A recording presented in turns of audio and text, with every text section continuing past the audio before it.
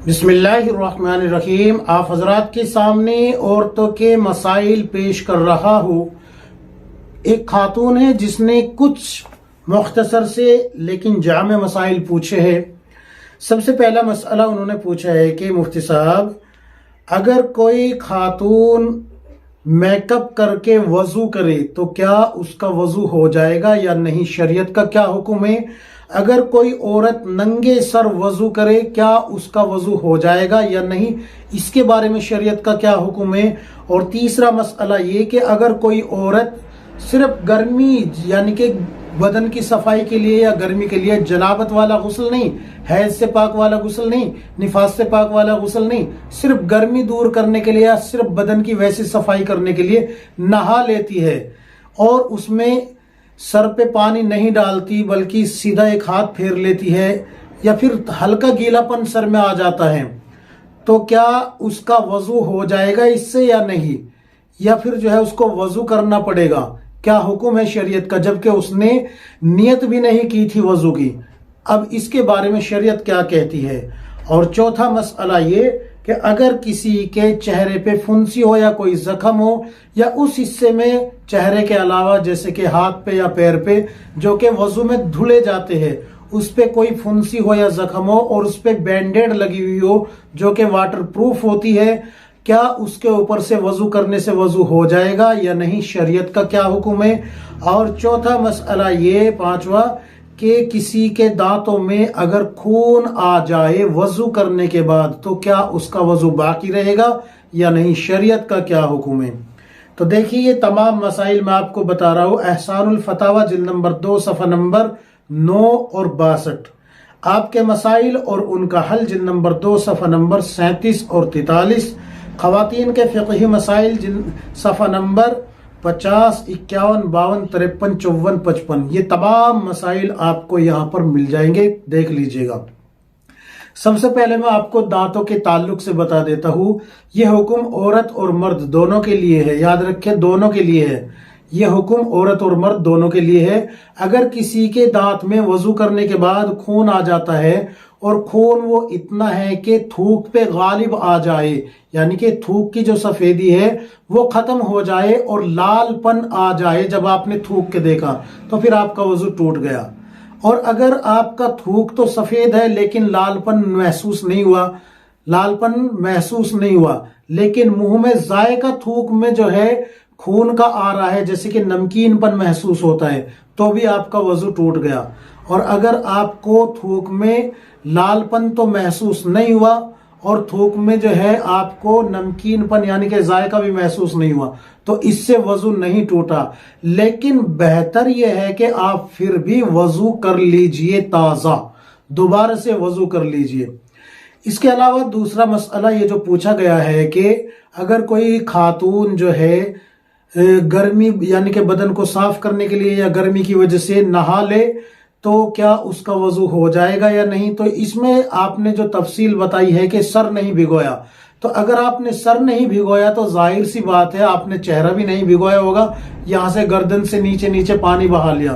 तो चूंकि चेहरे का धोना और सर का मसह करना ये दोनों फर्ज है, अगर आपने ये ही नहीं किया तो वजू नहीं हुआ। लेकिन अगर आपने बगैर वजू की नियत किए पूरा चेहरा भी और सर भी बाकायदा पानी डाल के, जैसे कि गर्मी से बचने के लिए सर पे भी पानी डाला जाता है और चेहरा भी खूब अच्छे तरीके से भिगोया जाता है, वॉश किया जाता है, तो अगर आपने इस तरीके से मुकम्मल नहा लिए थे, पूरा बदन सर के साथ भिगो लिया था, पानी बहा लिया था, तो अब वजू के लिए नियत शर्त नहीं है, आपका वजू हो गया।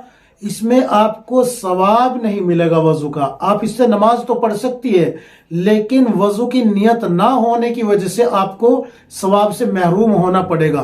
वजू आपका शुमार हो जाएगा लेकिन सवाब से खाली रहेगा। ये आप इससे नमाज पढ़ सकती है, इबादत कर सकती है कोई भी, लेकिन आपको इसका सवाब नहीं मिलेगा। अब वो जो मसला पूछा गया है कि मेकअप करके औरत वजू कर सकती है या नहीं, तो देखिए, मैंने आज तक अपनी लाइफ में ऐसी कोई औरत नहीं देखी जो पहले मेकअप करे और फिर जो है वजू करे साथ साथ। मैंने कहीं नहीं देखी ऐसी औरत, ना किसी ने आज से पहले ये मसला पूछा था। बल्कि अमूमन ये हुआ है कि वजू करके मेकअप करना कैसा है। ये पहला मसला है जिसमें ये पूछा गया है कि मेकअप करके वजू करना कैसा है, होगा या नहीं। तो बता देता हूं मैं आपको, अगर आप वाटरप्रूफ मेकअप किए हुए हैं तो फिर आपका वजू नहीं होगा। क्यों नहीं होगा? क्योंकि वाटरप्रूफ का मतलब ही ये होता है कि स्किन तक पानी ना पहुंचे। स्किन तक पानी पहुंचेगा तो मेकअप धुलेगा, और जब मेकअप धुलेगा तो वो फिर वाटरप्रूफ नहीं रहा। तो लिहाजा अगर वाटरप्रूफ मेकअप किया हुआ है तो फिर आपका वजू नहीं होगा। आपको मेकअप छुड़ा के तब वजू करना है, और बेहतर यही है कि आप पहले वजू करें फिर अपना मेकअप कर ले।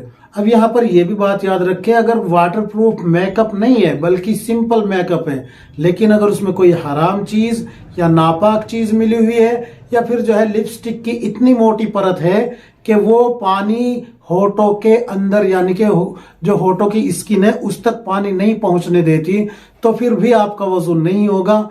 क्यों? इसलिए कि नापाकी जिस्म पे बाकी रहेगी, चेहरे पे, जिसकी वजह से नापाकी के साथ आपकी नमाज भी नहीं होगी और वजू भी नहीं होगा। लिहाजा इस शक्ल में भी, इस सूरत में भी आपको जो है मेकअप छुड़ाकर ही वजू करना चाहिए। लेकिन अगर इसमें मेकअप में कोई हराम चीज या नापाक चीज नहीं थी, और लिपस्टिक की परत भी ऐसी नहीं थी कि वो पानी पहुंचने से मना करती हो ये होठों की स्किन तक, तो आप इसके ऊपर से वजू कर सकती है। इसके बाद आपको अपना चेहरा आईने में देखना चाहिए कि फिर आपके चेहरा कैसा हो जाएगा। लिहाजा मेरा मशवरा तो आपको यही है कि आप मेकअप छुड़ा के वजू करें। और अमूमन औरतें उस वक्त मेकअप करती है जब ईशा की नमाज के बाद फ्री हो जाती है अपने शोहर के लिए, या कहीं पार्टी में जाना है तो वो बात अलग है, लेकिन अमूमन रात को ही करना चाहिए शोहर के लिए। और पार्टियों में तो जाने से मेकअप का मसला यही होता है कि गैर महरम को दिखाएगी तो फिर जो है गुनाह होगा। तो पार्टी का ये मसला मैं छेड़ ही नहीं रहा यहाँ पर।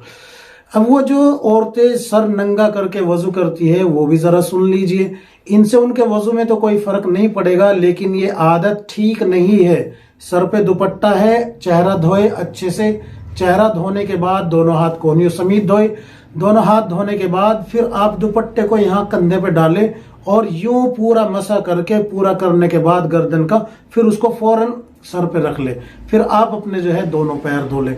इस तरीके से आप वजू करें। ऐसा हरगिज ना करें कि दुपट्टा उतार के आपने कहीं टांग दिया हो और फिर वजू कर रही है। अमूमन ये आपका सतर खुल चुका है। याद रखे, बाल जो है सतर में दाखिल है। सतर खुलने की वजह से आप जो है, आप पे अगर किसी की गैर महरम की निगाह पड़ रही है तो उससे आपको गुनाह मिलेगा। वजू में कोई फर्क नहीं पड़ेगा, वजू हो जाएगा। और ये जो तमाम मसाइल मैंने आपको बताए हैं, मैं पहले भी पढ़ चुका हूँ, हवाले फिर से पढ़ रहा हूँ। एहसानुल फतावा जिल्द नंबर 2 सफ़ा नंबर 9 और 62, आपके मसाइल और उनका हल जिल्द नंबर 2 सफ़ा नंबर 37 से 43, खवातीन के फ़िक़ही मसाइल सफ़ा नंबर 50, 51, 52, 53, 54, 55, 56, 57। आप ये तमाम सफ़ात खोल के देख लीजिए, आपको ये तमाम मसाइल मिल जाएंगे। अल्लाह तबारक व तआला हम सबको किताब व सुन्नत के मुताबिक जिंदगी गुजारने की तौफीक अता फरमाए। आमीन या रब्बुल आलमीन।